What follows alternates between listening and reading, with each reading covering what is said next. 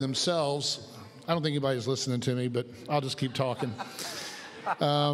But please go to our website, Integrated Health. There it is. Do y'all see it up there? I think that tells you what to do. But go and there's also sign up on a resource table back there. And we're going to be looking for facilitators. I know we have a few already who've volunteered, but each group will have a facilitator, and each group will meet at the time that they want to meet. We can certainly host it here at the church, or it could be at a home, whatever. But we want to connect you to each other, you know, whether it's substance abuse and anxiety disorder, something like that, any of those sort of things. So all you got to do is just say, I'm interested. You're not committing. You're just saying, I'm interested. Someone will contact you after the conference to tell you about an initial meeting to see what it's going to be, and then you can make the decision if you want to be a part of that. But as we've been hearing all day, this conference was meant not to be just an event.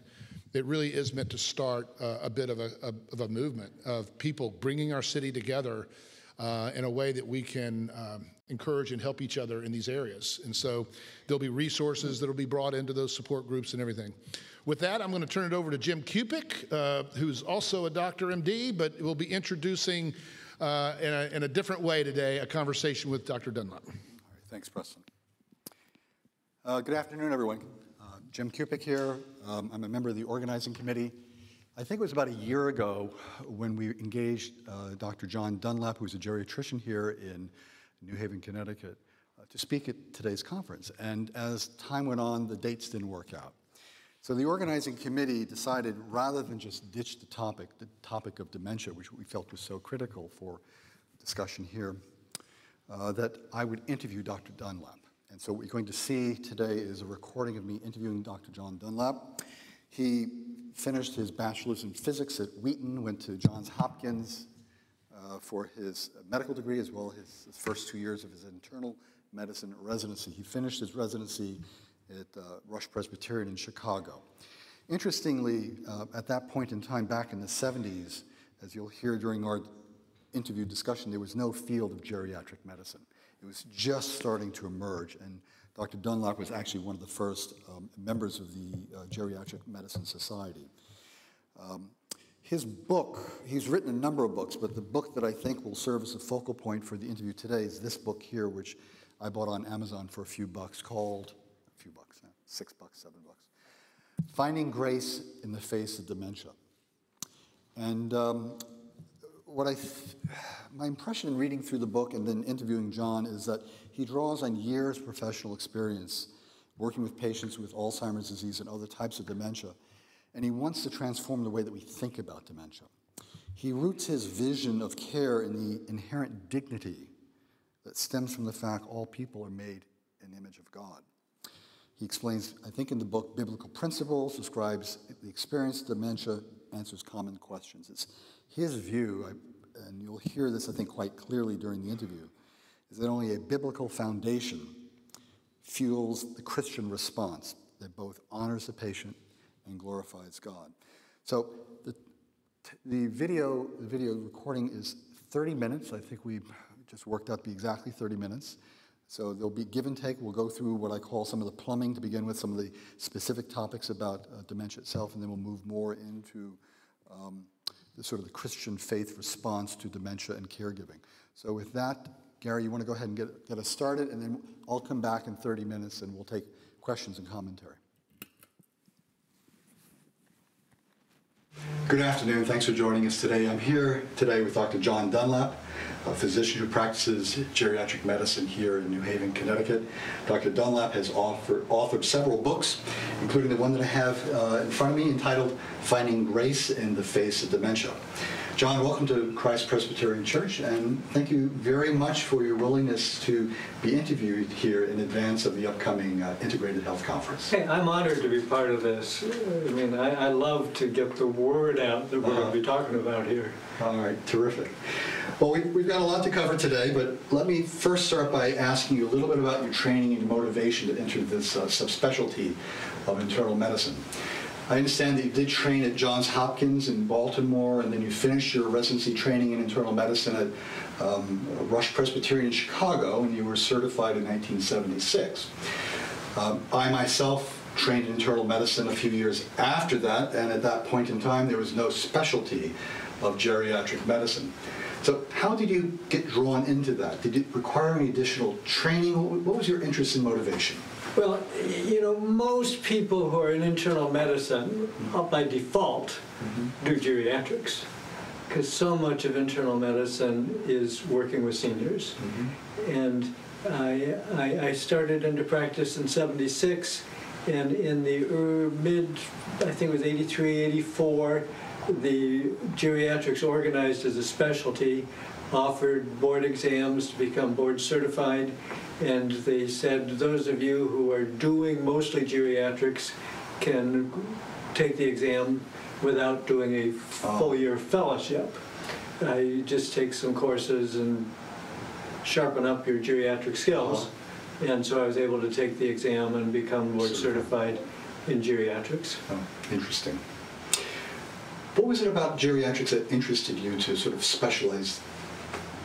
Was there something in particular that motivated you? Or not? I enjoy working with seniors. I mean, their values are just different. They've grown up. They don't come saying, "Doc, I need to get better by tomorrow. I have a big meeting I got to go to." And they're a little more content to deal with the difficulties and fun. Some of them are just plain fun. All right. Well, thanks for sharing that. All right, so with respect to dementia, let's talk about dementia for a few minutes. What do we need to know about it? How prevalent is it? How do you define it? How do you diagnose it? How much time do you spend working it up? Well, a couple of questions there. First of all, dementia literally just means D, lack of, ment, brain. So it's when our brains begin to deteriorate. There are several kinds. The most common, 70-some%, being Alzheimer's, and roughly 20% are vascular dementias, and then there's the overlap of those who have both, and then there's a common one associated with Parkinson's called Lewy body, and they're all separate diseases, but they all end up with destruction of brain cells. And the diagnosis superficially is usually, you know, you spend about 5 minutes with the patient and the family and they tell you what's going on, and I usually do what I call a mini IQ test. It takes about 10 minutes to answer some questions, and it's pretty clear who has dementia. And then you may want to do a little more investigation to say what kind of dementia, but it really is not rocket science.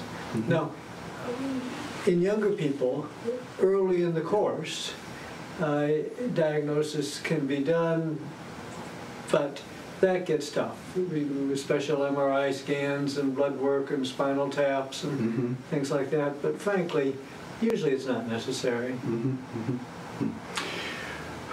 Let's say that you make a diagnosis of dementia and you have a tentative diagnosis of a particular type of dementia. Does that change the course of that person's, does that manifest in a different course of the illness perhaps, or a different way of treating that patient, or the way a family member might take care of that loved one? Well, it certainly makes a huge difference if we think it's vascular. Okay. Because vascular is either one large stroke or several large strokes, or a series of small strokes, often associated with atrial fibrillation, the heart rhythm disturbance, where you start throwing little clots out. And when it's a vascular dementia, you need to do everything you can to prevent those strokes. And that's common enough that it's worth looking into. But in terms of the other dementias, Alzheimer's versus Lewy body versus Parkinson's, there's not a lot of practical implications to that diagnosis. not until there are certain new medications that become available that are specifically aimed at one of those types of dementia. That's your job. That's my job. That's your job. I get this question a lot. A family member chatting with me about a loved one who has some problems with their memory. When should they be concerned enough to seek professional advice and assistance? Yeah, until we have some really good treatment, I don't think there's necessarily a rush. And I think it boils down to how much is this memory issue bothering the family, how much is bothering the patient. And I've certainly seen many times where the family is a whole lot more bothered by it than the patient. And I've seen sometimes when the patient is really harmed by making a diagnosis. And I've seen people just give up, say, oh, I saw that my father go through that, my life's over. And that can be tragic. So I like to talk to the family, let the family know, yeah, the dad's not just being ornery. He's not being nasty. He simply is beginning to lose his memory, and this is what's causing this. So they understand. And I might tell the family, this is dementia, or even this is Alzheimer's. But with the patient, I'll often just say, you really are developing more of a memory problem, because that's a less offensive term. Whereas people, they react to Alzheimer's like they would react to cancer. It just is a Particularly early, term. maybe particularly early on before their memory problem becomes a full-fledged dementia.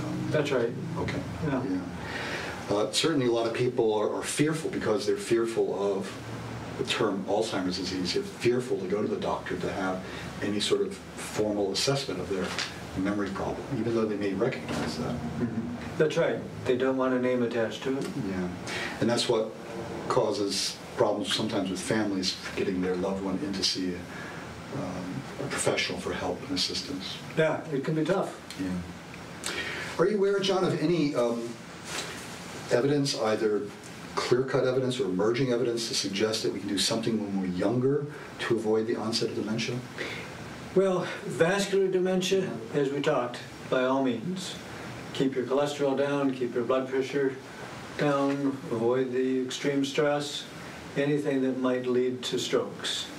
And in terms of the other types of dementia, there are some things which may be able to slow it down, but nothing which is going to totally stop it. Exercise probably helps. Living a healthy life, eating a good kind of Mediterranean diet probably has some benefit in slowing it down. There's some controversy as to whether exercising our brains, do playing games or working puzzles help. It may slow it down. But my personal view is probably the nerve destruction of the dementias is not altered by it, but only part of our brain is damaged, and all of those things can help improve the function of the part that's still healthy. I know there are ongoing studies right now to actually test these questions, whether or not certain interventions, exercise for example, will in fact help prevent the onset of dementia. But those are multi-year studies, they're based on large populations, and we don't yet have that data. Right, and the frustrating thing is, the process of cell death has probably been going on for 15 to 20 years before there's clinical evidence that it really is going to prove to be dementia. Yeah. You have an interesting chapter in your book, John, where you try and get into the shoes of a person with dementia. Do you have a sense as to what that experience is like? How do you describe it? Oh, let me just tell you a little scenario. Okay. I mean, what would you feel like if you're lying in bed and you wake up and you're not quite sure where you are, and you know your bladder's full, but you're not quite sure where the bathroom is? So finally you just have to get up, and you get out of bed and kind of stumble around, and then there's a big puddle on the floor because you couldn't hold it till you found the bathroom. And then a young lady comes in who seems kind of vaguely familiar, but you're not quite sure who she is, but she says she's your daughter. And then she starts to undress you, and you just don't know what's going on. Well, that's a little bit like it is for people with dementia. It's scary.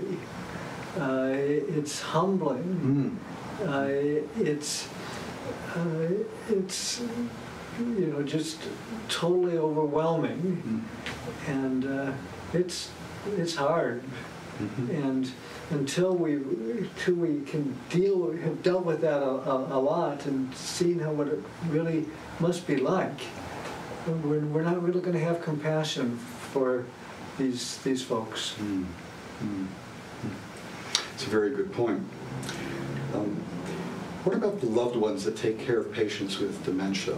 At some point during the course of the disease, it's interesting to me how the person that we call the concerned loved one transitions into the caregiver, the primary caregiver, or as some people prefer, the care partner. What is this experience like for them? How does it impact them over time? Oh, it can be very stressful. I mean, as the person with dementia slowly deteriorates, that job gets harder and harder, because they'll ask the same question 50 times within an hour. You'll tell them to do something and they won't be able to do it. You'll go to help them and they'll resist it. Some people with dementia are so convinced that they're right and everybody else is wrong, they'll start really arguing with you, and it really gets difficult. You know, we used to say in our family, in the New Testament of the Bible, the disciples came to Jesus one time and they said, "Teach us to pray." And he gave them the Lord's Prayer. And that's great. We really love that. But he could have said, "Have children." Or he could have said, "Take care of someone with dementia." And I've seen a lot of medical literature in the last few years about the physical impact and the health impact on the caregivers and how profound that can be, and perhaps even unrecognized. Right. I mean, caregiving has such an emotional burden. When you're taking care of someone later in the disease, it has a huge physical burden. The most common cause of depression in women aged 50 is taking care of someone with dementia. There can be the financial strain. It costs money. Yeah. I mean, you usually have to quit work. You're taking care of the person who may have been working who has dementia. You lose that income. Sometimes you have to refit the house for disability. That costs money. There's just strains from all places. And it's so isolating because, again, later in the course of dementia, the patient can't get out of the house. So therefore you're confined to the house. You're cut off from your friends. And they're kind of embarrassed to come over and see you because they don't know what the person with dementia is going to say.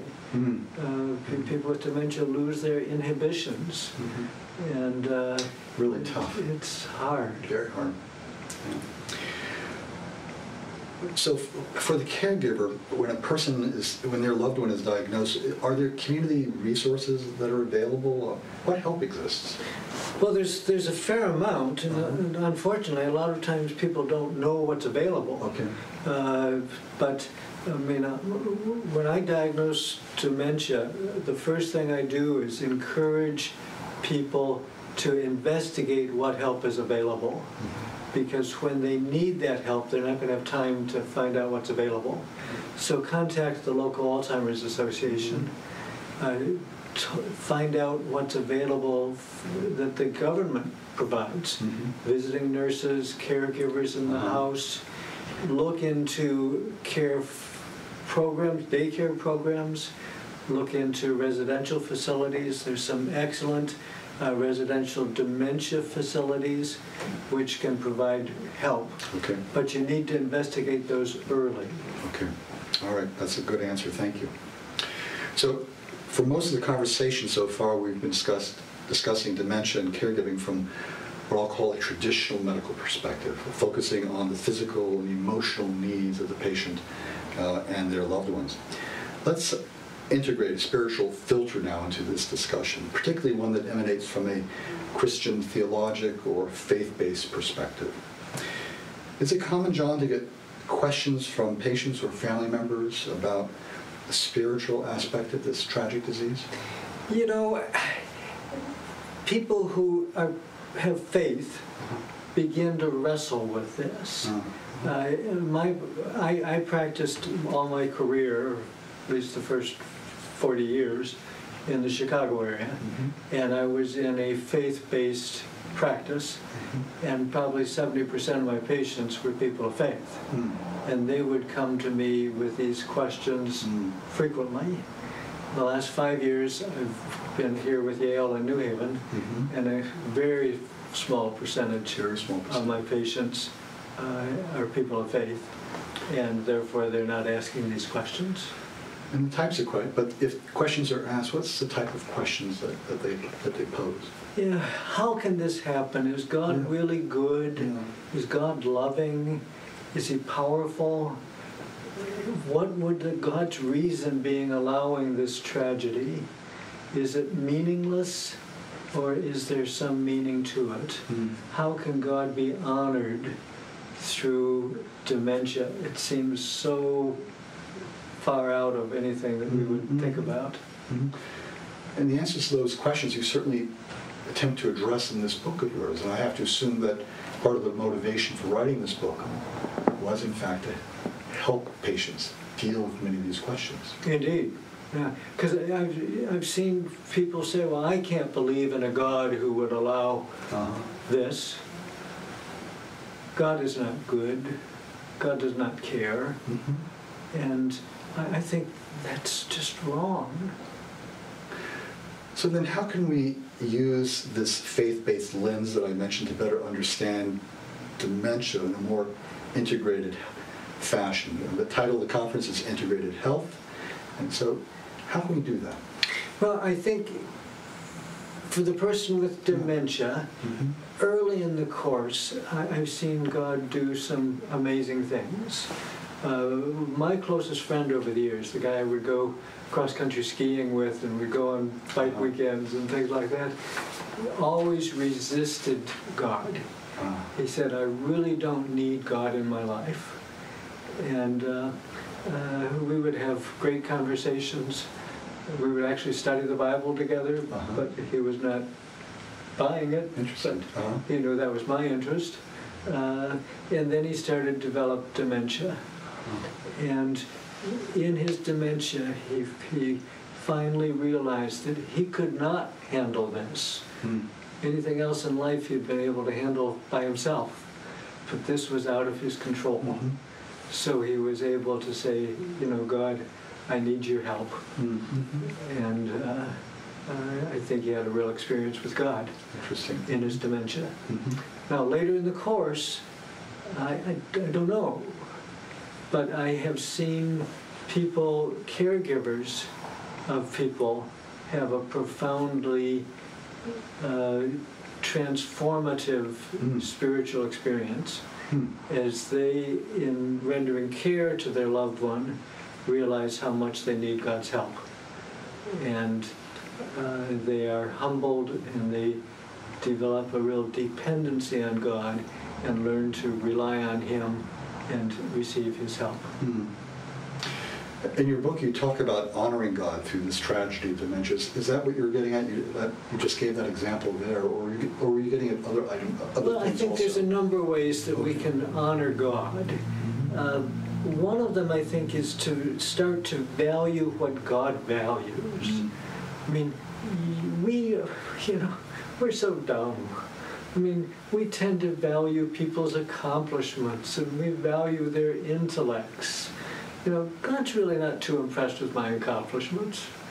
He's not too impressed with my IQ. He's got a whole lot higher one than I do. But He's impressed with my ability to relate to people, my ability to love, my emotional response. Those are things that God values. And we need to begin to value what He values. And people with dementia, they're still relational, they're still social, they are certainly still emotional. And we can value those things. And by valuing them, we honor God. Indeed, we do. Yeah, we can learn to communicate with them. It's easy when you're feeding someone with dementia and they start spitting out their food to say, "Why are you doing that? Stop it!"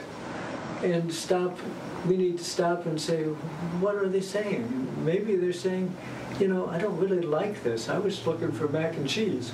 And what you gave me here is not what I want to eat. Sometimes they stand up and start taking off their clothes. And we get upset. And what they're saying is, I'm kind of hot. And we need to learn to honor them by listening and seeing what they're trying to communicate. I mean, these are not easy situations to live through. It's very difficult being like the primary caregiver of someone with dementia. And I think you alluded to this a few minutes ago, but maybe we can sort of expand on it. Do you think people, caregivers, even patients with dementia, can actually grow spiritually through the experience rather than just merely survive? We talked about early in the course, definitely. Later in the course, I think it's a black box. Okay. I'm not sure we know. But I have seen people with dementia just sometimes respond to like someone praying for them, and all of a sudden there's a peace that comes over them that seems to be supernatural. And I think God is still working, but we don't know. And how about for the caregivers? What would you advise them? I think they're headed for an emotional roller coaster. It's going to be tough. But if they can learn that God is good and God is in control and God has purposes, and God's going to be transforming them to be more like Himself, there will be some consolation there. And they will be able to see progress where they're not quite as irritable, they're not quite as demanding, they're a little more patient than they were before. And they'll say, yes, okay, it's tough, but God is teaching me and I am being transformed. They have to trust God. Yes. And that's sometimes difficult in these situations. Oh, it is. Yeah. You have a really interesting chapter in the book entitled Respect the Dignity of Those with Dementia. In fact, that's the title of the conference talk today. I recognize it was one of the major themes in your book. Can you elaborate on the point that you're trying to get across in that chapter? Yeah, I think all people are made in God's image, and God has breathed into them the breath of life, and that imparts to all people a dignity that is universal and true for everybody. It is not based on our IQs, and not based on what we can do. It's because we are human beings made in God's image. And I love what Martin Luther King said. He said, there are no gradations in the image of God, that we are equally made in God's image and therefore participate in that dignity. And that dignity is not lost when our brains begin to fail, any more than if I have an overwhelming pneumonia and my body begins to fail. I don't lose my dignity. I still have that inherent dignity. And so to respect that dignity with people with dementia, we need to be able to relate to them. I mean, when I see someone with dementia at the office, their caregiver is often with them, but I'm pretty intentional. I will look and talk at the patient. We'll have eye contact together. Content of what I'm saying may be directed toward the caregiver, because the patient won't remember it, but the patient will remember that I spoke to them. Everybody with dementia comes to see me and gets a hug, because our emotional memories last much longer than our other memories. And they won't remember anything that I said in the office, but they'll remember that we laughed together and that they got a hug and that I spoke with them. And that's important. So they left with a positive emotional experience. Right. And they'll remember that. Interesting. That's very interesting. One final question here in this section is about the local church. And how can the local church support members with dementia and their loved ones? Okay. You know, big question, I know, but... but that's so important. I mean, early in the course, when the diagnosis, a Christian person needs to get into their church, talk to the deacon board or talk to the pastor or the pastoral staff and say, look, I'm headed into a really difficult time. What can the church begin to do to help me? And the church should rally around them. And I often joke, but I don't really joke. But I say, look, we commission our pastors, we commission our Sunday school teachers, our missionaries. Let's start commissioning our caregivers, because they are going to be serving the Lord in this unique way. And early in the course, when the patient can still attend church, accommodations should be made to allow them to do that. If they become obstreperous and start disturbing the service, we need to make other accommodations. And once the patient and the caregiver can no longer get to services, the church must be there for them. This is where the pastor needs to make a house call. This is where the deacons need to be there and on a regular be involved. Basis, yeah. Absolutely. One final question here, John. I know that families often struggle with the decision to place a loved one with dementia in an assisted living facility or a nursing home. My family had to deal with that. What type of advice would you provide them? I think at the absolute latest, once the person with dementia no longer is able to appreciate the sacrifices being made on their behalf, it's time to make other arrangements. But that's tough, because sometimes finances limit that, and perhaps that's another place where the church can be involved. But I think it also makes sense, once the joy of caring becomes more of a burden than a benefit, I think it's time to think about other arrangements. It may not necessarily be a residential. Maybe a daycare program, maybe getting other help to come in to the home. But for a caregiver to keep slugging it out, when there's no joy Yeah. is dangerous for both the patient Very good point. and the caregiver. That's a very, very good point. Well, it's been a great conversation here today, John. Thank you very much. Are there any other items or comments that you want to share with us that maybe we didn't touch upon? You know, I would just emphasize that people with dementia are still made in God's image. They are still dignified persons.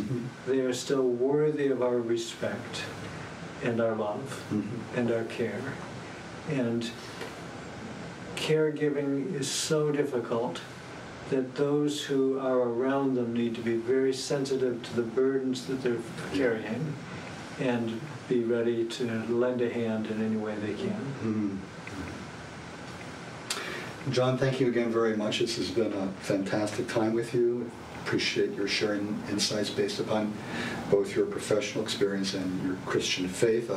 I trust your reflections have given the audience at the conference food for thought and a new integrated way to view dementia. So thank you again. Well, may God bless all of you folks, and have a great day. And thank you.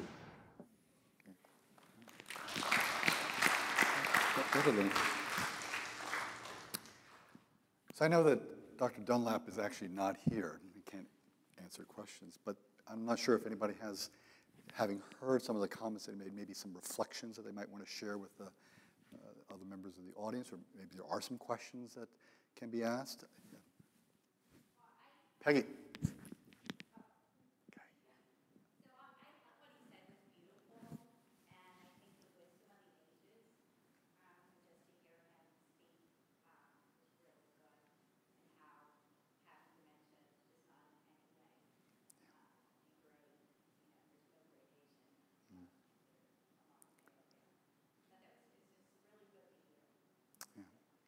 Thank you. Other comments or questions? Stacy.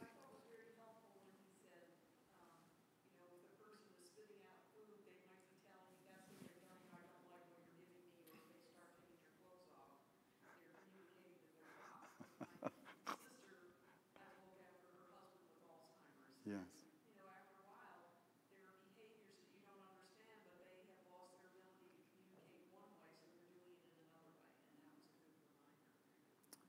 It's a very tough situation. All right, well, thank you very much for your attention.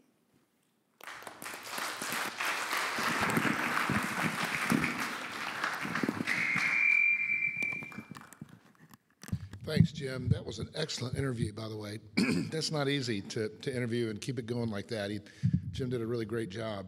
You know, I'm dying to do a little, you know, there's so much of in that conversation, the dignity part, which was touching to me, but also the conversation about suffering. You know, one of the things that I think I'm going to be preaching the next Sunday for Easter Sunday is we miss, I think, Paul prayed 3 times that this situation, this illness, this thorn in the flesh would be alleviated, and God said no. And we often think of that as an answer to prayer, no. But then he goes on to say how his outer man may be wasting away, but his inner man is being renewed day by day. We begin to see in Paul this incredible narrative about how suffering, insofar as it's linked to the cross, is putting to death certain acids in our lives, certain things that are not healthy in our lives. And we often, I think, neglect that. And just, I really appreciated Dunlap's appreciation of that suffering, and even when we pray, God heal me, he may say yes by not healing us outwardly because of a greater, more comprehensive healing inwardly. Isn't that right? And so there's something about that, and we don't talk about it enough. And it's interesting that Patrick Kelly, he's a doctor who's just left here, and some of you know him, but he's down in Georgia now. But I interacted with him a lot about this conference as we were thinking about it, because that's what he's doing. He's an integrative medicine MD and doing research on this issue. And I was sort of surprised. I said, well, what are you working on now, Patrick? And he says, well, I'm working on suffering as a medicinal category. And anyway, thank you, Jim, for pulling all that stuff out. This next talk is really, I'm really very interested about this. Some of us particularly have been doing a study here in the church by K.A. Smith on liturgy. And by liturgy, he doesn't mean just what we do in worship in terms of the order of worship and that. He means by that the practices, the habits, the systems of our lives and how those habits, practices, and systems can be more or less medicinal, more or less healthy. And so I don't know what's happening here, but it looks fun. So our next, I'm going to go ahead and ask. I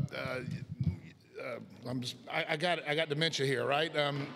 Caitlin, no, not Caitlin, Amanda, Miranda. I married this girl. Thank you, Miranda, for being patient. I'm going to ask her to introduce our next speaker, but I'm intrigued. I'm intrigued. I can't wait to hear about this. So I'm thrilled to introduce Dawn Madsen. She comes to us from Northfield, Minnesota. She graduated from University of St. Thomas with a marketing degree and then had a radio broadcast career before leaving her broadcast career to come home, and she has 4 kids. Her story really with minimalism really starts there. I know her as one of her 500,000 viewers and readers on her YouTube channel, The Minimal Mom, and I Think We Can Be Friends blog. So with that, I'll let her get started, and this all has a purpose, so that's why it's here. Thanks, Dawn.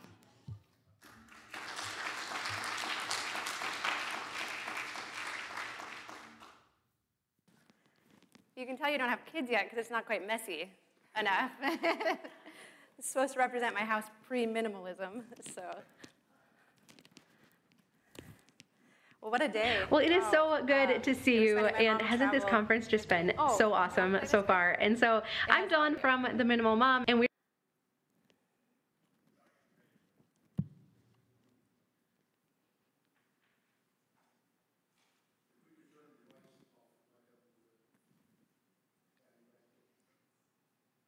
Well, it is so good to see you, and hasn't this conference just been so awesome so far? And so I'm Dawn from The Minimal Mom, and we're going to be talking about decreasing inventory, the stuff in our house, to increase capacity. But I wanted to introduce you to my family because I wasn't able to bring them with me this weekend. So my husband Tom and I have 4 kids, ages 4 through 9. Our oldest Adeline, you can usually find her at her desk doing something art related.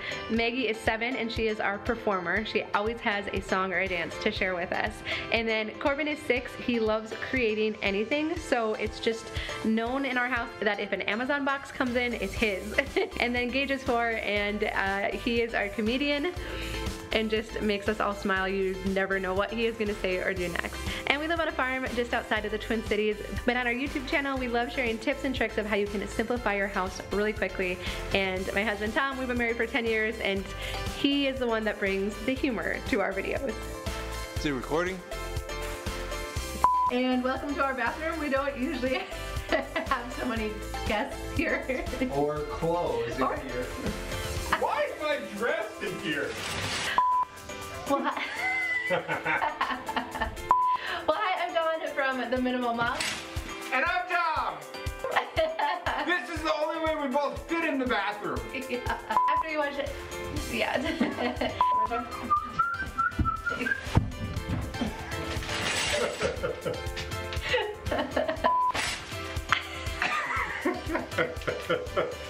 This is the 12th time we've done this. And so I am so excited today to talk about increasing capacity because as we've... That's okay. As we've decreased the inventory in our house, we have increased our capacity is what I was going to say. So, but what I was saying, my mom traveled with me here today, and as Phil was talking about prenatal brain development, my mom is like apologizing to me. I'm like, it's okay. I think we turned out, I'm a YouTuber. I mean, right? I turned out okay, Mom. I'm doing well. So I actually have a twin sister, and your doctor didn't tell you were pregnant with twins till very close to the end because I think he was worried about the prenatal brain development and the stress that that was bringing on. So, but what I want to do today, really quickly is take you back to 2014. That was when we just had our 4th baby. I had started staying home with the kids because childcare costs outweighed my salary, you know? So I was staying home.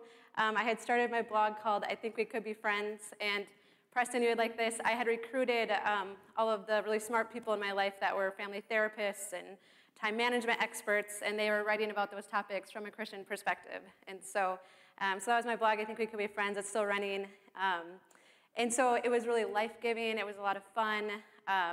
And yet I was still, you know, staying home with the kids and trying to balance keeping our house clean, taking care of the kids, and also running this blog. And so most days I would be watching the clock until Tom was going to get home from work, and my goal was always to have the house picked up before he got home from work. And some days it happened, and a lot of days it didn't. And so we kind of just felt like we just had this perpetual mess in our house. And I think a lot of parents, you know, when you have young kids, they would say, that's just how it is.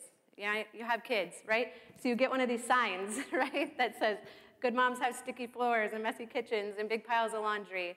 And it's just kind of how you expect it to be. Whoops, I have to grab the clicker.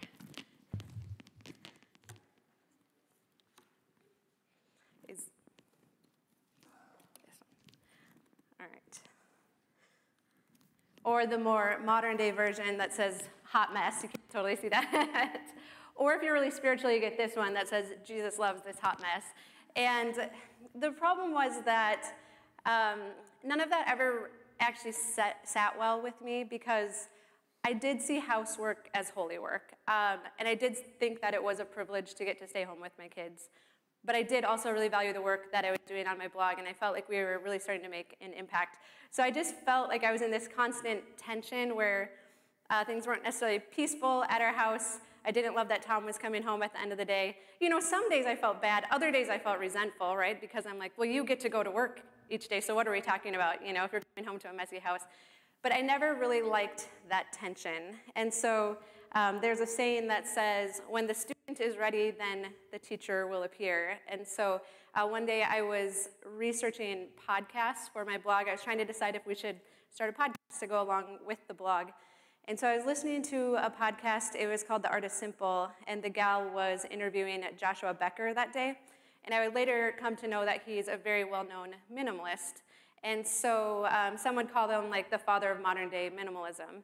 And so I'm listening to him describe his life and how him and his wife had gone through this process of basically purging the majority of their physical possessions. But what they found through that process was that life got really good for them, and that they were able to have more time as a family. They were able to pursue more of their passions. They were able to downsize their house and just had less to maintain. And so I'm listening to that podcast, and I'm like, maybe that's the answer, right? It seemed to work for him. Maybe if I could get rid of some of this stuff in my house, it would be less to manage, and then I would stand a chance at keeping our house clean, and then also still be able to pursue these other passions and do a good job taking care of the kids as well. And so over the course of the next year, I would just start on that same process of going through our house and starting to get rid of all the stuff that we weren't using. And so some definitions of minimalism, this would probably go along with like the KonMari method in that book of have nothing in your house that you don't know to be useful or beautiful. And I think that is a really great place to start. I took it a little bit further and just said, I'm only going to keep the stuff in my house that is essential. And so I would just go room by room, and I would look at things, and I'd say, are we using it? Have we used it in the last year? Could we get by without it? And what I found over the course of that year is we went from a house that often looked like this at the end of the day to a house that was very easy to keep clean, and it actually now feels like it's running itself. Because if you only have a day's worth of dishes, then you either have to wash them or not have dishes for the next day. So we didn't ever have those huge piles of dishes next to the sink in the kitchen. If you have a limited wardrobe, you do the laundry, right? And in the morning, I didn't spend 15 minutes in front of my closet only to decide I didn't have anything to wear. You know, a closet jam-packed with clothes doesn't equal having lots of things to wear, right? We've all learned that now. So by having a very simple and pared-down wardrobe, it was just, I wasn't wasting my brain energy on these decisions that just actually really didn't matter. And so But what started as just like a method to try and keep our house clean, I found actually I was able to start applying these principles to other areas of my life then as well, like our schedule. You know, I mean, when you have young kids, you just put them in activities because you are told that's what you're supposed to do, right? We want them to be well-rounded, absolutely, right? But I started looking at these activities different and saying, how much value are they adding to our life? Is it worth the trade-off of, you know, having to be out every night? And then I also started applying it to my to-do list. We all have to-do lists, and I'll often say now, my to-do list hasn't necessarily gotten any shorter, but I can look at it now and I can prioritize the things on the list, and I can pick out, I always look at my day like this. Like, I always think, like, there's a good chance the school nurse is gonna call at 11 o'clock and I'm gonna have to go pick up at least one of my children from school, right? And so I look at my day every day now and I say, if I can only get one thing done today, what thing do I need to get done today? And so now, even though I never get through my to-do list, never, but when I look back over the course of a week, I've done high-impact things every single day. So Tom and I also, we also sell residential real estate, and so we started this journey in 2014. It was 2017, and we had just our annual awards banquet. And so we go to the awards banquet, and they're like, oh, they call us up for an award. We got the luxury designation. We're like, oh, that's really cool. And then we're sitting there, and then they call us up for another award, the Diamond Award. We were in the top 10% of our brokerage. And I was like, wow, I was not expecting that. We even got one of those like really big checks, you know, like if you win, for having like the highest referral. And I'm sitting there, and afterwards I'm like, what is wrong with, I was like, what doesn't feel right about this? And I'm like, oh, I don't feel like we were like hustling as much as all the realtors that were there. I was looking back on it and I was like, wow, I feel like we were able to reap the benefits of lots of work, but through a very simplified process, because every day we were just picking out those high impact items and we were applying them, and we didn't have to sacrifice our family time. We didn't have to sacrifice our family vacations. We didn't have to pacify our kids with screens. It was a really tangible way to see, you know, our efforts of simplifying our house start to pay off. And yes, there's lots of research on this topic as well. Cornell did a study in 2016, so not that long ago. And what they did was they followed women through their house, and they took samples of their saliva to measure their stress response, their cortisol levels. And what they found was that when they got to areas of their house that had a lot of clutter and that were unorganized, that felt kind of messy, their stress levels were raised. And they studied these women over the course of 3 years and found these very consistent results that our houses were no longer a peaceful place to be when we had lots of clutter and lots of stuff in it, that we were going home and we were still having these low-level stress reactions while we were at our house. And that, it's really unfortunate to me, because our house should be a place where we can kind of go to get away from the world, right? Where we can have rest and we can have a reprieve. And so it was really unfortunate to read that, but I believe it because I did experience it. And what else do those elevated levels of cortisol do? They hijack our creativity and they hijack our focus. I think that's the other reason that we could be so effective in real estate, was that I could say, okay, I have 1 hour and I could be highly focused during that time. What else? It affects our sleep. And then what happens is it becomes that like chicken and egg thing, right? We have less sleep, so then we don't feel motivated to keep up with our stuff, and then our stuff, actually, they show if you like sleep in a cluttered bedroom, then you have even poorer quality of sleep, and it's just this cycle, right? And that's what so many moms will say now, is I always feel behind. And I think on one hand, we want to think, well, it's kind of simplistic, right? To say like, oh, we just have to get rid of our stuff and then that's going to make everything better. But on the other hand, I do think it is kind of that simple sometimes, especially with the things that we were talking today about social media, about turning to our spouse, you know, to take on these things when these perpetual conflicts come up. But the other thing that has been especially cool about, oops, I'm behind on slides now, sorry about that. Okay, this is one other point I want to make. Well, the Cornell study, it was that living with this stress level is that it does cause us to turn to junk food and oversleeping, Netflix. And so And it's difficult to maintain a state of wellness over time when our body energy is channeled into coping with stress. And I think we've all, I mean, what a bright group of people here. You're talking about your doctorate programs and your residencies. I mean, you all know what it's like to live with high levels of stress, but we can't stay there, right? We can't maintain that forever. And so when we are being faced with that at home, that's when the problems start to arise. But perhaps one of the coolest things and one of the best benefits of simplifying our house is just having more time to contemplate the spiritual aspects of life. I think we all have an innate desire to think about what is most important in life. Why are we here? Who created us? To think on that connection between who we are and who God is and how that works together. And so I love this verse.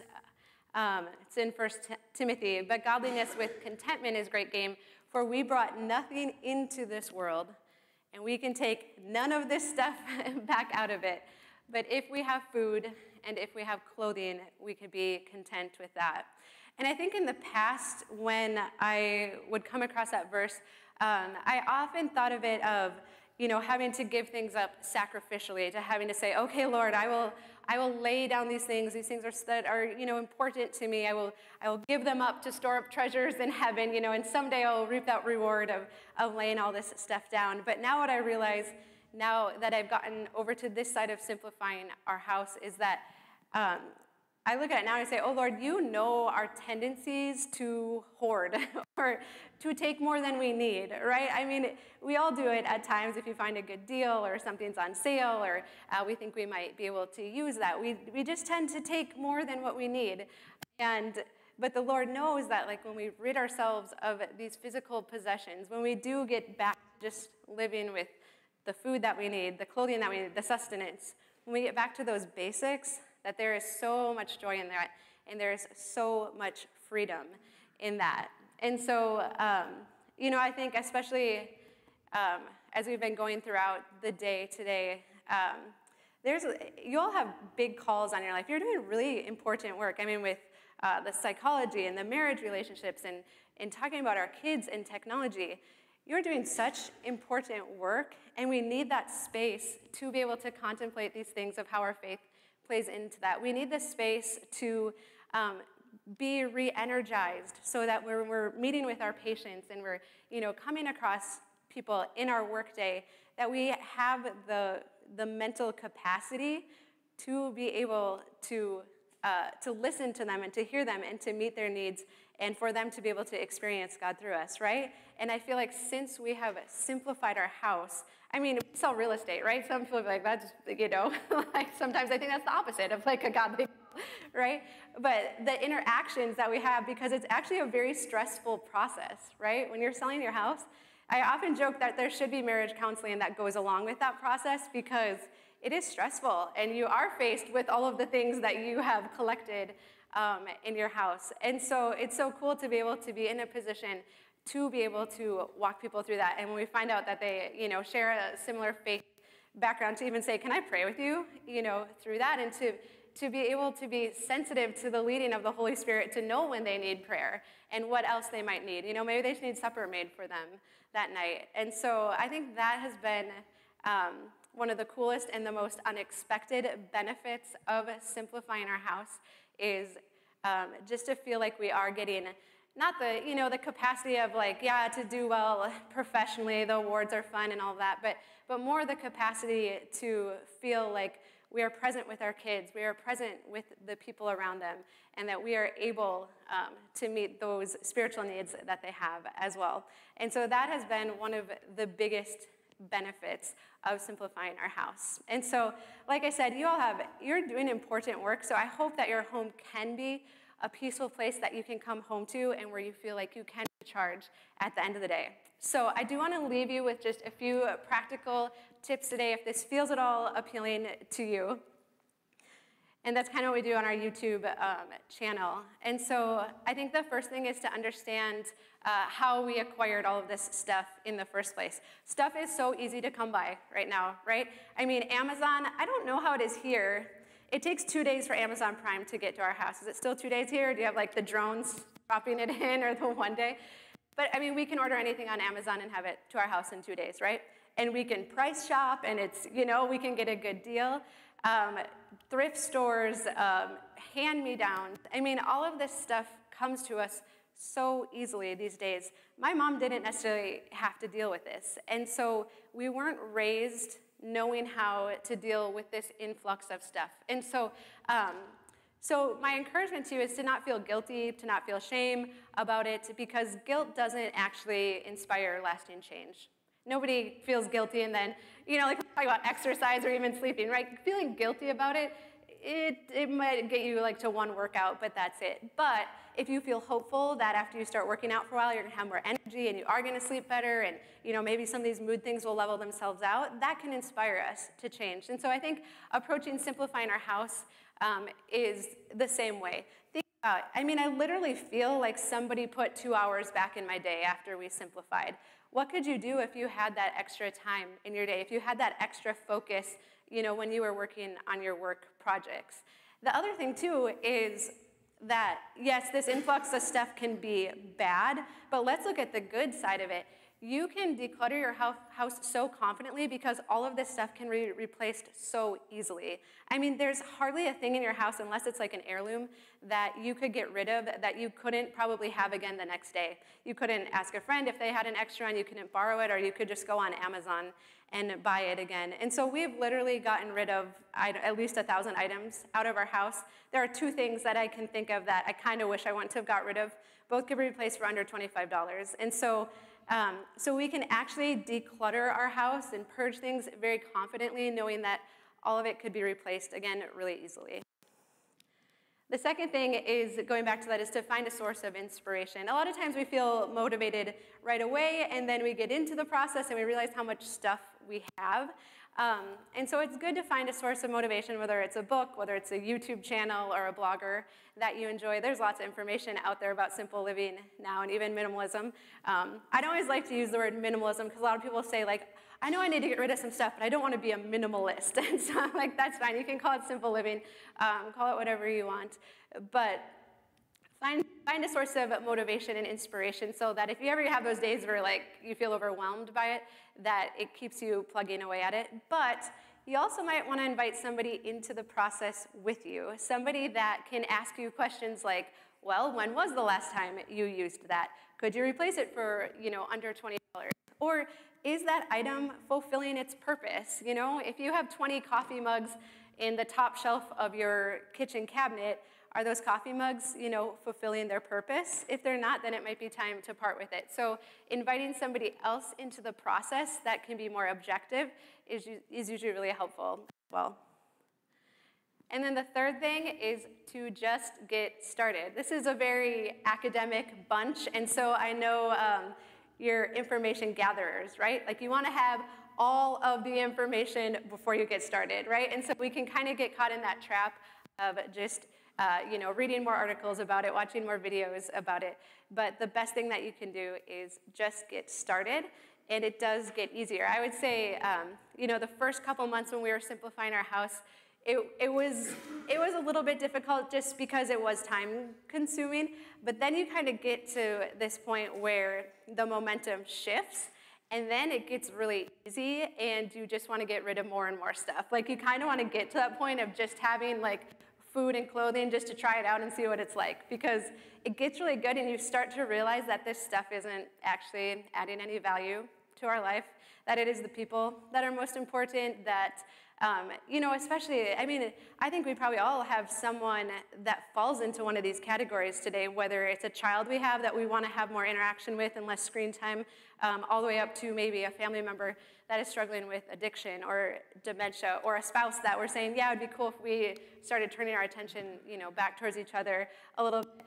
On that video, Tom he's a blast. Like, he's super fun. But I would say when we were in this season of junkie house and just doing the kid thing and trying to get through, that's not the husband that was coming home to me each day, And so I feel like as we've simplified our house, we've been able to get to back to that point where it's not so hard to turn back to each other, or these, perpetual problems that come up. We feel like we're on the same team again.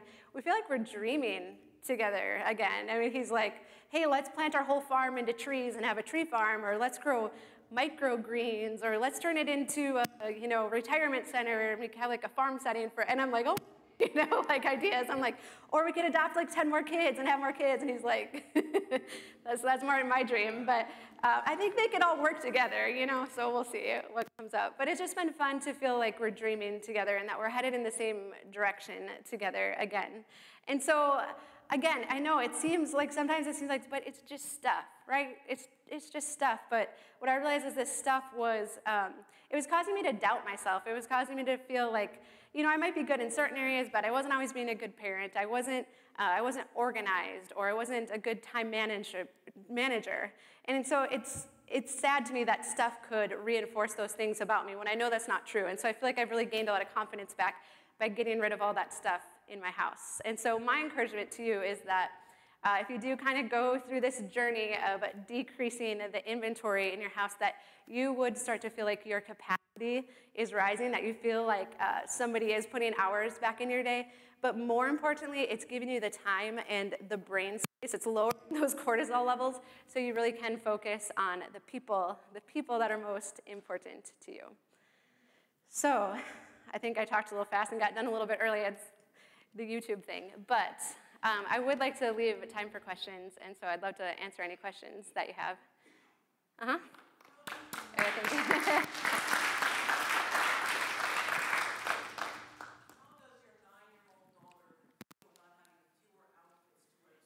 Yeah, the kids love it. I think kids are minimalists at heart.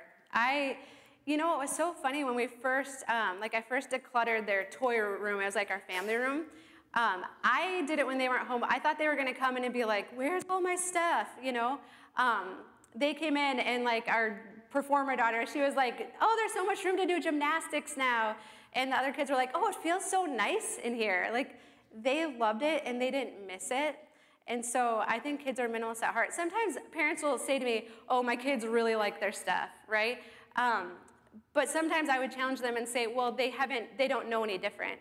If you took them to a house, like I like to compare it a lot of times to like a vacation house is how I would say what our house feels like, where you open the doors and they're just not full. Like you have the stuff you need, but it's not full. And so I don't know, kids, they can push back sometimes, but I have quite a few videos about that. But ultimately, I think they really like it. Mm-hmm. Yeah. Where's your favorite place to donate the stuff that you're getting rid of? Yeah, that's a great question. We actually have a thrift store not far from us that is run by a church. And so all the money that's raised there goes right back into the community and different programs that they run. I know there's controversial things with Goodwill or different things like that, but the most important thing to me was just getting it out of my house. So if you can find an organization that you feel passionately about, though, it does make it easier to get rid of stuff. If you can say, oh, I know somebody that would really like this, so.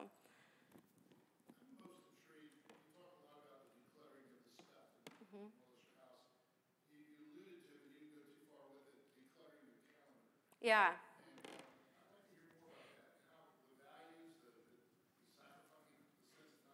That's a great question. So our 7-year-old, so she's a middle child, she started acting out a little bit at school.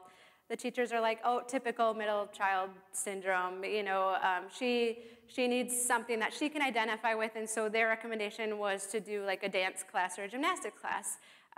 So in the past, I would have gone home, Googled it, and signed her up, but I didn't have peace about that because I didn't necessarily want her getting that sense of identity or that encouragement outside of our house and from a different person. I felt like that was something at that stage in her life that needed to be coming from us. And so I had to sit on that for a little bit because I just didn't have peace about doing the dance class. And so what I felt, though, like the Lord was really encouraging us was that she actually needed to feel more needed around our house and helpful in how our house runs. Our 9-year-old took a lot of, she loved like cooking, she liked helping me in the kitchen, but with Maggie didn't ever involve her that much. And so we just started involving her more with learning how to cook, if I needed help around the house, emptying the dishwasher, things you would normally expect kids just to grumble at. And it was amazing to me how as she started feeling more needed in our house and like she was playing that role, those problems. She actually said to me the other day, she was like, Mama, do you notice that I don't hit people anymore when I get frustrated? And I was like, wow, I hadn't, but I was like, wow, it was totally true.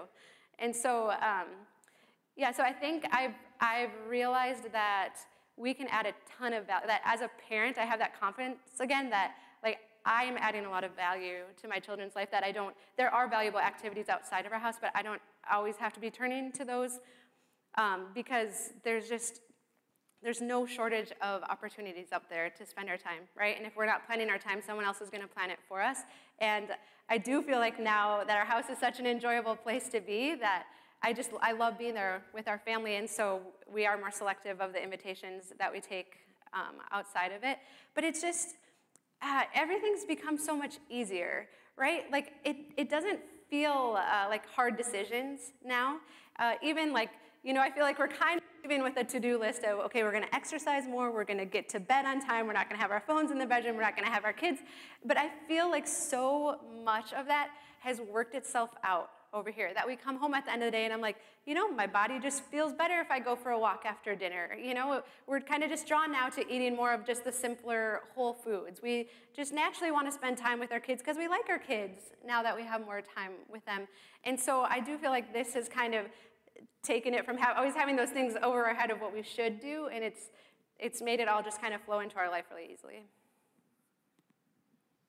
How did you deal with the sentimentality aspect? You mentioned heirlooms and Yeah.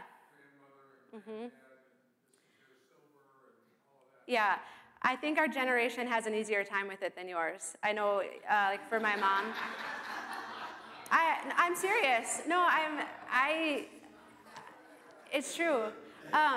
Because like my mom offered me my grandma's china. I don't remember my grandma using her china. That's not what that's not how I remember her. But I have her red tablecloth, and I remember that being on our table at Christmas. And so I'm very content to have one item from each family member that's been important, that's passed on, and not feel like I have to, you know, keep lots of things. And so I do feel like it's easier for our generation to part with that stuff. But of whether you take a picture, you know, of it. But I really think if it's not being used, those things deserve to be used. They deserve to see the light of day, you know, so it seems like an injustice for them to be packed away to me. But you don't have as much problem with Facebook either. It's true. Hey, every generation has the benefits, right?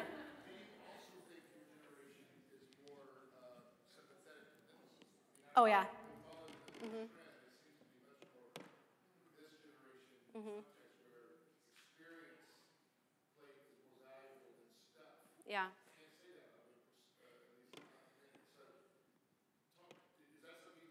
Yeah, absolutely. Yeah, it's very much a fad, I would say, right now amongst our generation. I think, you know, it's easy to get down on millennials for some of the technology things, the social media things. But yes, I do feel like they have been able to observe things that have not gone well in the generation before us. Divorce rates are actually lower now in our generation as well, and we're seeing things that didn't work. Well, yeah, but you have to be married to get divorced, so for the divorce rate to be lower, it still has to be amongst married people. So I do think our generation has a certain awareness of, you know, looking at what works and what doesn't work. And I think we grew up in an age where stuff is very easy to replace, so we don't have the same value. We don't place the same value in it. We don't feel like we need to hold on to everything because I'll go to Target or I'll order it on Amazon. So I think it's easier for our generation to adopt this lifestyle, for sure. Speaking of value, so sometimes it seems like a roadblock can be, oh, I have this kid's coat, and it's worth money. Mm-hmm. I paid good money for this. She doesn't wear it anymore. Mm-hmm. How do you deal with the sense of, I need to get something back from this versus get it out of my house? Yeah, I mean, you really have to, for me, the value of having a simplified house outweighed the value of the money I had spent. Because I knew even if I resold stuff, I just ended up donating most of the stuff. The time I was gonna have to put into that, it just wasn't worth it. So I really placed the value on having our house simplified because I was pretty convinced as I went through it that it was gonna be really good. And so it made it easier to cut my losses as I focused on the end goal and what I believed the outcome would be. So my question was So I kind of love the idea of only having a set of dishes for my family that we just wash every night. Yep. But if I want to have people over to my home, I don't always want to have to eat off of a paper plate. Things like that. Yep. So how do you think about if I want to use this capacity that I've created tonight? I think there's some really great stuff there. To be more inclusive and to be more hospitable should be one of my personal goals, I think. How then do I do that and yet still create an environment that I can say would be welcoming? Right. So we have extra plates that we keep in our, I think you have basements here, in our basement. So we just have like a tote of extra plates and cups and silverware. We have folding chairs out on, in storage as well. But I think you'll find that as you get rid of, we all have, like you could probably think of about at least half the stuff in your house that isn't worthwhile, that you just haven't taken the time to get rid of. As we got rid of stuff like that, there's so much room to keep important stuff. So if you do have, some family heirlooms or things that are important, you have books that are important or hobby things, there's room and there's ways around it to still keep those things that are important and get rid of all the rest. Did you have a question?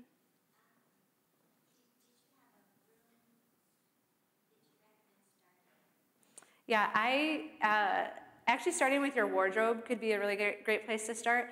And because, so like in the beginning, you're kind of testing it, right? So what I recommend is take your wardrobe, pick out like 5 outfits, 6 outfits that you know you wear a lot, and just pack everything else away into a tote and put it away. If you really want to pull something out of it, then you'll go to the basement or the garage and you'll grab that. So you can see how this new like limited wardrobe functions. And then after 3 months or so, you can get rid of the packed away stuff with confidence because you know you didn't go back into it. And so that can be a helpful approach even to kitchens, kids' clothes, is to try simplifying your dishes to just having a set of one set of dishes for however many people live in your house. And it'll feel really weird for the first couple of days. And then you'll be like, oh, but this is really nice. And so you'll have the stuff packed away if you need to grab it back out. But if not, then you can donate it in confidence in a few months. So. We have 3 kids, 8, 10, and 13, and so how important is it that I engage the whole family? Yeah, that's a good question. So what I say with kids is, are they going to help the process or are they going to inhibit it? 2 of my kids love decluttering and throwing stuff away and like getting rid of stuff. 2 look at everything and all of a sudden it's their favorite. And so so what I say, if they're going to help the process, include them. If not, it might be best to do it at a time when they're not home. But with that being said, there are going to be lots of opportunities to involve them down the road. So like for the initial purges, like when I was doing their toys, I just had Tom take them out of the house because I just wanted to get it done. I wanted them to experience what it was like. I told them their toys were all in bins in the garage, which was true, that we could pull anything back out. They didn't ask for anything back out.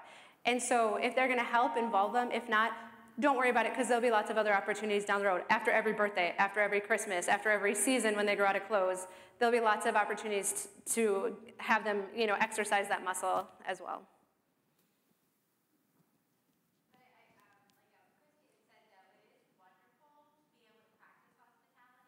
Mm-hmm.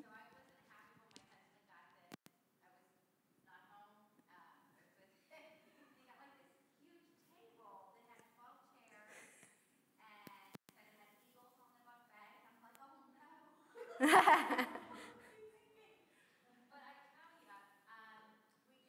dining room table a lot, and our kids are grown, but they'll bring maybe friends from work, and they'll come for a Sunday dinner, and we will use the china, because it's funny, when you set that table, and everybody wants to help do it, it's like you sit around that table for maybe 3 hours. Yeah. But it's an adult conversation. Mm-hmm. It's a different scenario, but you can do both and.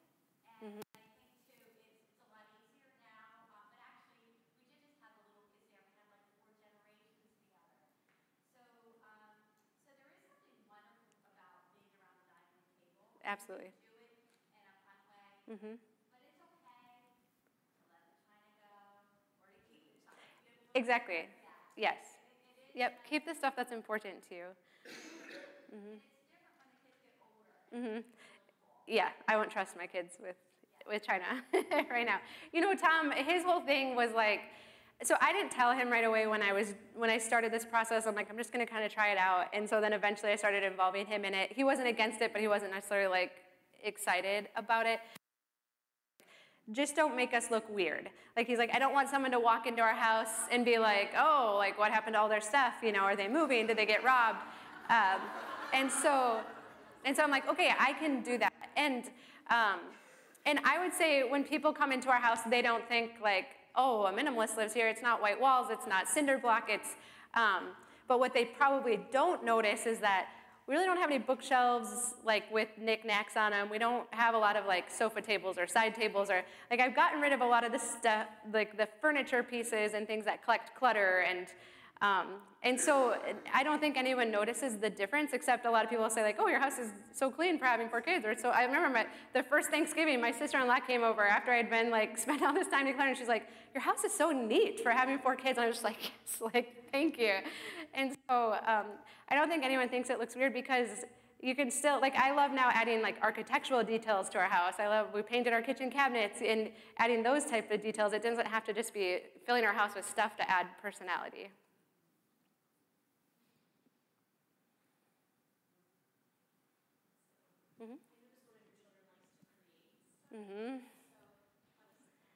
Yeah, you know, there's kind of like child art worship now, where we feel as parents that like every single piece of art that's made needs to be archived. It needs a picture taken of it. It needs to be made in a book at the end of the year. And like, I was artistic growing up too, and if my mom handed me all of my art projects from my whole childhood, I would think she needs to come and see some of you guys, you know, like, I think, you know, sometimes we think our children place more value on it than they actually do. And so the conversation I have with my artist is that the fun, I don't know like if a lot of you like to create art, but the fun is actually in the process. Like, that's the fun part of art. And then like maybe being able to share it with somebody else. So we send a lot of art to Nana's house and to my grandma. And then we keep the really special pieces. So they have an art bin where we put the really special pieces, but it only holds so much, and the stuff at the bottom will get pulled out, you know, to put new stuff in. And so, yeah, you know, sometimes our kids, they might have a problem with it, but I usually see it more as an exercise of like control or will. It's not usually actually the piece of artwork. So sometimes I'm like, okay, well, how about we clean your desk and then we'll go, you know, bake cookies together or something like that. And they're like, okay, and then their desk is done in 5 minutes, and it's not a problem.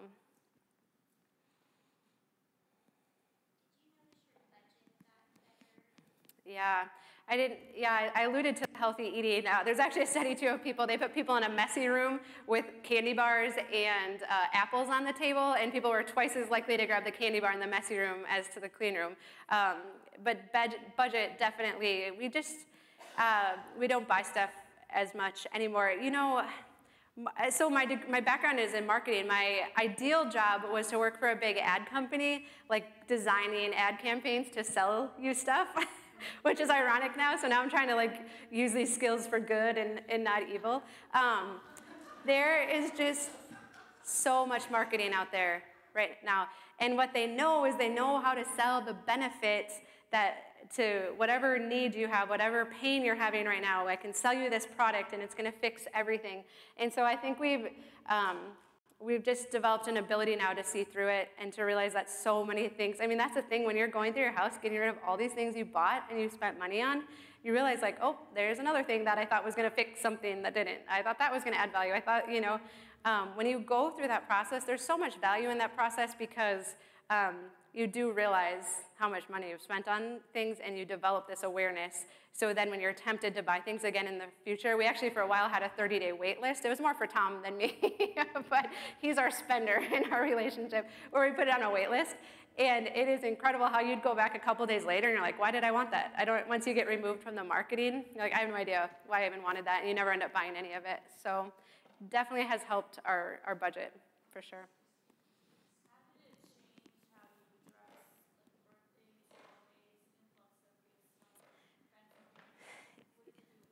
Yeah, that's, so like some family members, like my mom now, will ask, they know that we've, you know, simplified our lifestyle, so she's great about asking what the kids want or need for gifts. Other family members don't. For a while, you know, I try to like send the tactful text or email saying, could you please give them an experience, or could you, they could really use some new pants for school or whatever.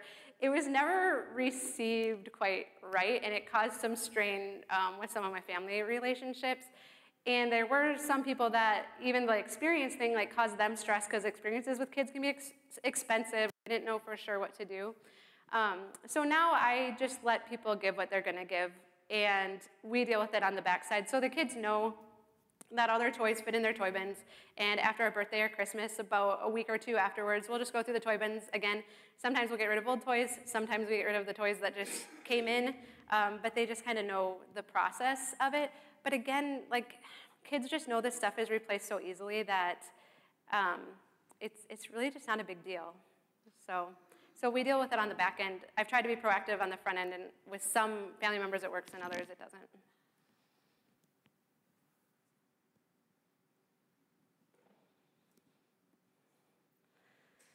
Well, this is awesome. Thank you so much.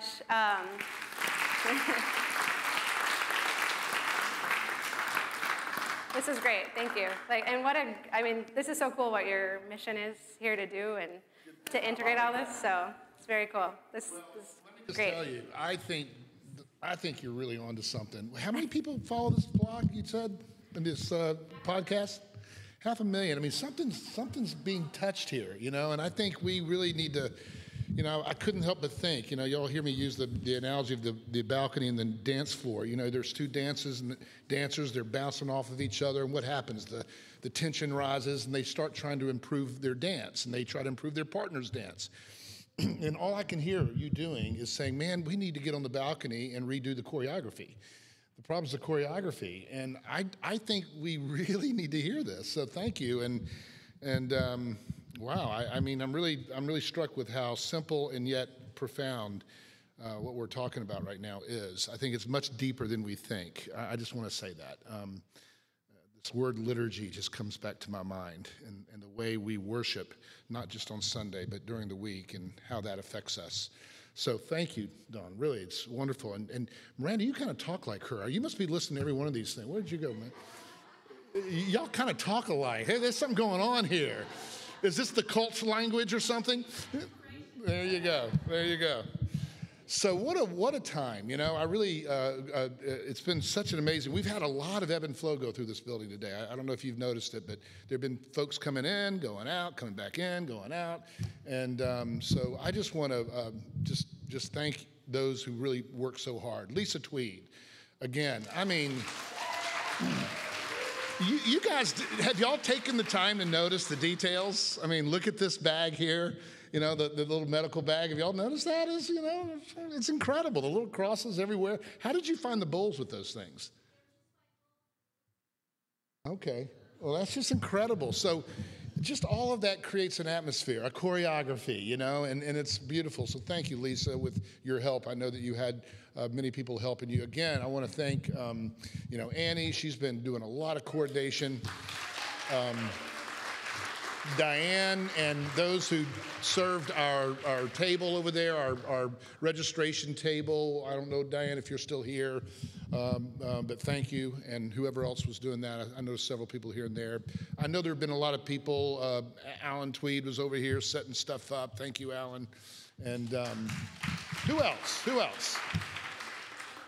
John, thank you for your photography. We're looking forward to seeing that, aren't we? We're going to have to get that posted somehow. We want to see it. That's going to be really fun to look over that. Now, I want to emphasize again, after a while in ministry, you begin to sour just a little bit about events. Events come and go.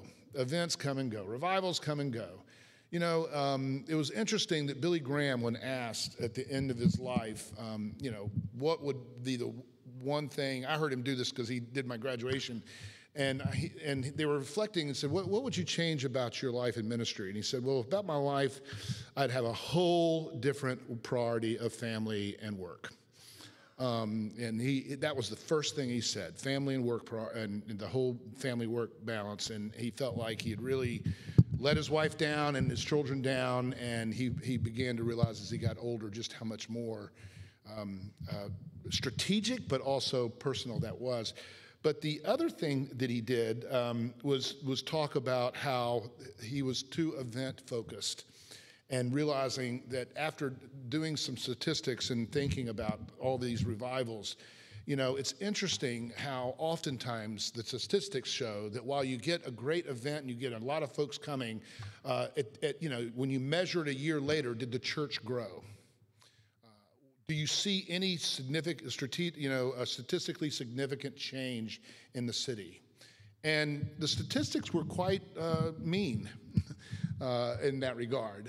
When you would get a lot of people at an event, but then there was nothing happening in terms of community formation. So I want to say, that's all to say this. For me at least, the most important thing that could happen is that 1, 2, 3 persons decide they want to join a community of faith. 1, 2, 3 persons say, I need a holistic, comprehensive health plan, and that's going to involve a relationship with Jesus Christ. And that relationship with Christ involves real bodies, real people, flesh on flesh body of Christ, which requires the church. I hope that if you're here, if your friends have come and gone, you'll invite them again. We're going to try to establish these support groups. My prayer for this conference is that there will be support groups in each of the this capacities thing, I could see this thing going to town, you know, and we need facilitators. And I know we have a facilitator, I believe, for the dementia. Is that right? I think I heard we had one. Yep. So we have a facilitator, a practitioner herself in the area of dementia, works with the Alzheimer's Association here. And so we'll be looking for others. I think there's one I'm missing, but we do need some facilitators of these groups, so if any of you are interested in that. But let me just say it again, and I would encourage you not just to think about yourself, but think about the people you know, maybe someone who is struggling with a parent or someone with dementia, how important it will be for them to have a community, a small little community where they can come together and just moan together, cry together, pray together, strategize together, bring resources together. That's what we're talking about. And I can see this in every single one of these topics. So I hope and pray that will happen. And so let's pray about that and think about that wherever you are. And if you are interested in just having a follow-up conversation with a pastor about anything that you've heard here, or if any of your friends do, you know, I want to talk to you. You know, I promise it's easy. We'll have a cup of coffee or beer if you want, and we'll talk about whatever spiritual questions you have without any kind of pushiness at all. That's really fun to do around here. We do it a lot. So keep that in mind. And with that, I want to also finally thank all of our presenters, our teachers. You know, several are here, Cliff, and going around the room. Some have left, but thank you guys for the work you put into this. And anything else I need to talk about? I could use two guys to help me with the pulpit and getting this place straightened up. Anything else we need to do? Anything else I didn't say? Annie, you're my boss, man. Tell me what to say. She's been texting me all day. That's why I know what to say. All right, I think we got it. So thank you. It's only right we close in prayer. Father, we thank you for your presence, for your power, for the power of your gospel, for grace, for the freedom of fear of condemnation, the freedom of fear of rejection. We know that underneath everything we're talking about when it comes to health, that to have a healthy, intimate relationship with you is to then work itself out in so many ways. Where being comfortable in our own skin, we are set free to let go of some stuff, perhaps, that then sets us free to have greater capacity. It all is a domino, we know, Lord, and it starts with you. So we pray, God, that you would speak into our lives and all those who've been with us today. And we pray this in Christ's name. Amen. Thank you again.